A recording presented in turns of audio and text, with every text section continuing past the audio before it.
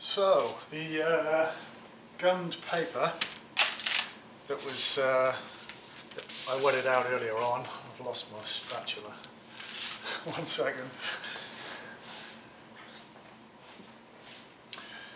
So yes, this is linen gummed paper. It's a water-soluble glue, possibly animal derivative, gelatin, but there are synthetics. So I can't guarantee that this is going to work until I try it. And this has been soaking for a good half hour. I've been monitoring it so that it doesn't become too wet. There's moisture penetrating the other side, but that's inevitable. You can see there's some staining around the edges of the paper, and with something like this, as I did in class, I would probably wash it to reduce the staining and any residual tide marks from the dampening. So with a spatula, I'm carefully just going to again lift a corner. If it starts skinning the paper and removing the ink in the top layer, I'm going to stop and just let it soak for a little bit longer. But this looks pretty well dampened. The adhesive's gone soluble again, so I can turn it around. I can gently just lift it back, and you could use your fingers, but tweezers are a little bit more accurate. So I'm just kind of rotating it back and forwards so that the edges lift up. There is actually a tear underneath this one. These are all deliberately set up for this. So you can see it's I'm not sure if this is adhesive or staining from the paper on the adhesive, but it did lift the edge off there. But so now I've got a nasty piece of soggy linen, and that's gone in the trash. So paper towels. With a paper towel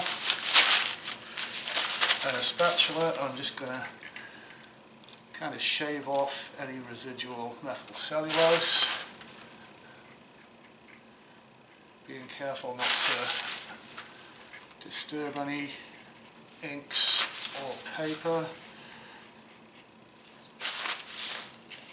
And this had the linen on one side. So at this point, yes, it's printed, you could wash it. Obviously that piece of tape hasn't been removed like the other piece, but you could wash this and that would even out and also remove any adhesive. There is a chance that you've left a little piece, a little layer of adhesive on the paper. You can usually just carefully see if there's any left. So yes, washed